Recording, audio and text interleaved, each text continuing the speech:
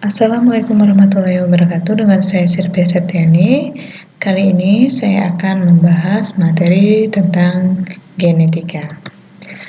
Penurunan sifat. Manusia, hewan ataupun tumbuhan memiliki kemampuan untuk menurunkan sifat atau karakter fisik dari tubuhnya pada keturunannya melalui peristiwa perkawinan. Tujuannya adalah untuk mempertahankan kelangsungan jenisnya hingga kelestariannya tetap terjaga. Gregor Johann Mendel itu menjelaskan bahwa ada faktor yang bertanggung jawab dalam penurunan sifat. Mendel melakukan percobaan dengan menggunakan kacang etsis dalam perkawinan sirang. Gen, DNA, dan kromosom.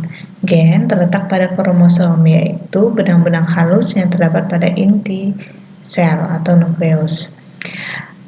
Kromosom itu merupakan struktur di dalam sel berupa deret banyak molekul yang terdiri dari molekul DNA dan berbagai protein terkait yang merupakan informasi genetik suatu organisme. Asam deoksiribonukleat atau DNA itu merupakan asam nukleat tergolong biomolekul utama penyusun organisme. DNA itu terletak pada inti sel. DNA itu fungsinya membawa informasi genetik makhluk hidup, ya. Jadi dia menampilkan ciri dan sifat makhluk hidup, ya. Nah, untuk struktur DNA seperti ini.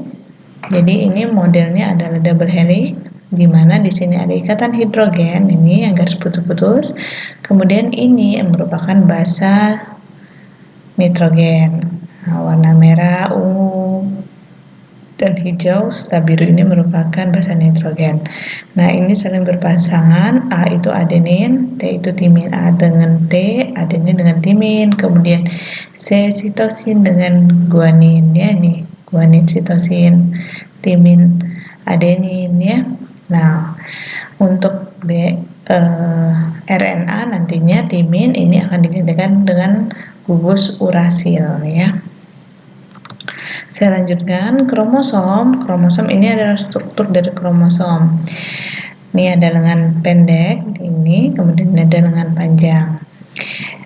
Kromatid itu salah satu dari dua lengan hasil replikasi kromosom. Ini kromatid. Kemudian ada sentromer. Ini sentromer, bukan primer di sekitar pertengahan kromosom. Ini lengan-lengannya, ya. Kemudian ini ada struktur DNA di dalam kromosom, ya. Nah, untuk mekanisme pewarisan sifat, ini ada hukum Mendel 1 dan hukum Mendel 2. Kita bahas pertama yaitu hukum Mendel 1. Hukum Mendel 1 dikenal dengan hukum Mendel segregasi. Pada pembentukan gamet kedua, gen yang merupakan pasangan akan dipisahkan dalam dua sel anak. Hukum ini berlaku pada persilangan monohibrid, persilangan dengan satu sifat beda. Jadi pada Mendel 1 kita gunakan satu sifat beda. Misalnya nih, nanti kita contohkan, ya. Nih, beberapa istilah yang digunakan dalam persilangan itu ada P itu parental atau induk, G itu gamet sel kelaminnya, F itu filial atau keturunan, genotip itu susunan gen penyusun sifat, fenotip itu sifat yang tampak. Kita bahas satu persatu. Nah, jadi yang Mendel pertama ini kita bahas perkawinan dengan satu sifat saja. Misalnya nih, kalau di sini saya akan menggabungkan antara mawar merah, nih merah berarti sifatnya merah. Kemudian yang putih, warna merah dan putih. Panjang dengan pendek, manis dengan asam. Nah, jadi cuma satu sifat saja yang akan disilangkan. Nah, misalnya disilangkan antara mawar merah bersifat dominan. Ini yang monohibrid dengan dominasi, ya. Jadi ada dominannya. Dominan dengan mawar putih yang bersifat resesif. Jadi mawar merah dominan, mawar putih resesif. Tentukan hasil persilangan. P1-nya atau parentalnya mawar merah silang dengan mawar putih. M besar. Dia adalah tadi dominan. Kemudian yang resesif M kecil. Gametnya nanti M besar, M kecil. Nanti hasil persilangan M besar, M kecil dapat M besar, M kecil. Fenotip ini yang pertama itu 100%. Lalu berikutnya dari fenotip 1 tadi kita buat P2 atau parental 2-nya, di mana F1 disilangkan lagi dengan F1. M besar, M kecil, ini tadi hasil persilangan di P1 tadi ya. Kemudian M besar, M kecil disilangkan. Gametnya nanti M besar dan M kecil. Yang ini juga M besar dan M kecil nih, jadi F2-nya kita buat seperti ini, M besar, M kecil, M besar, M kecil. Nanti M besar dengan M besar, M besar, M besar. M besar dengan M kecil, M besar, M kecil. M kecil dengan M besar, M besar, M kecil. Jadi tetap sebutkan yang besar dulu, yang huruf yang kapitalnya dulu atau huruf besarnya dulu. Kemudian M kecil dengan M kecil menjadi M kecil ya. Nah, nanti kita dapat berarti ada M besar nih, kemudian M besar M kecil ada 2, kemudian nanti ada M kecil 1 ya. Nih merah 3F2-nya hasilnya adalah merah putih. Kemudian ini merah ya, karena tadi kenapa ini merah, bukan percampuran merah dan putih, tapi karena ini adalah dominan. Jadi nanti M besar M kecil ini keluar sifat dominannya. Sifat dominan tadi di soal sudah disebutkan bahwa dominannya merah, maka akan keluar merah. Jika M besar ketemu M kecil, maka dominan merah. Nah, untuk rasio fenotipnya M besar 1, M besar M kecil 2, kemudian M besar M kecil 1. Ini bisa dihitung dari sini ya. Lalu nanti keluar fenotip yang tampaknya adalah merah 3, M besar, M besar, M besar, M kecil, M besar, M kecil. Ini semuanya merah. Kemudian ini yang resesifnya adalah 1 putih. Yang kedua, kalau tadi adalah dominan, kemudian persilangan monohibrid dengan kasus intermediate. Sifat intermediate ini sifatnya sama kuat. Jadi kalau misalnya saya ngilangin merah dan putih, mana yang dominan? Tidak ada. Di dalam intermediate, merah dan putih ini sama-sama kuat. Contohnya disilangkan antara mawar merah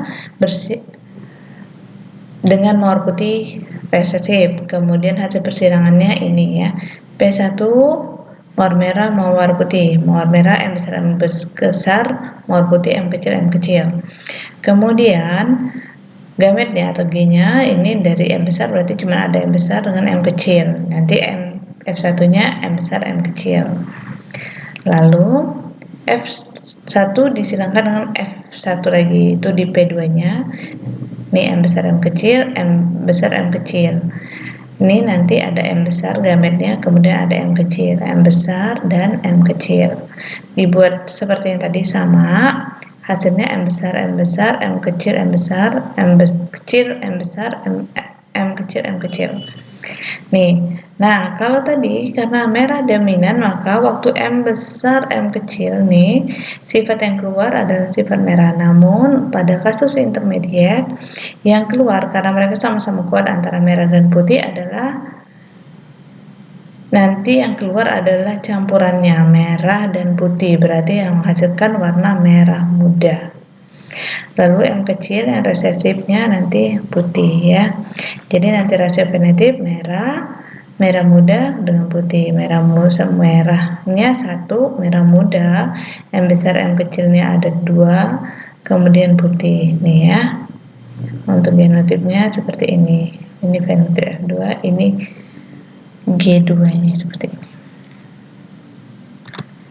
Nah, untuk hukum Mendel 2, hukum berpasangan bebas, di mana bunyinya yaitu bila 2 individu mempunyai 2 pasang atau lebih sifat, maka diturunkan sepasang sifat secara bebas, tidak tergantung pada pasangan sifat yang lain. Contohnya, disilangkan etnis berbiji bulat warna kuning. Ini jadi ada 2 sifat, bulat dan kuning, dominan. Maka kita tulis dengan huruf kapital ya, B besar bulat, kuning K besar karena dia dominan maka dibuat dengan huruf besar. Kemudian ercis berbiji kisut berwarna hijau resesif.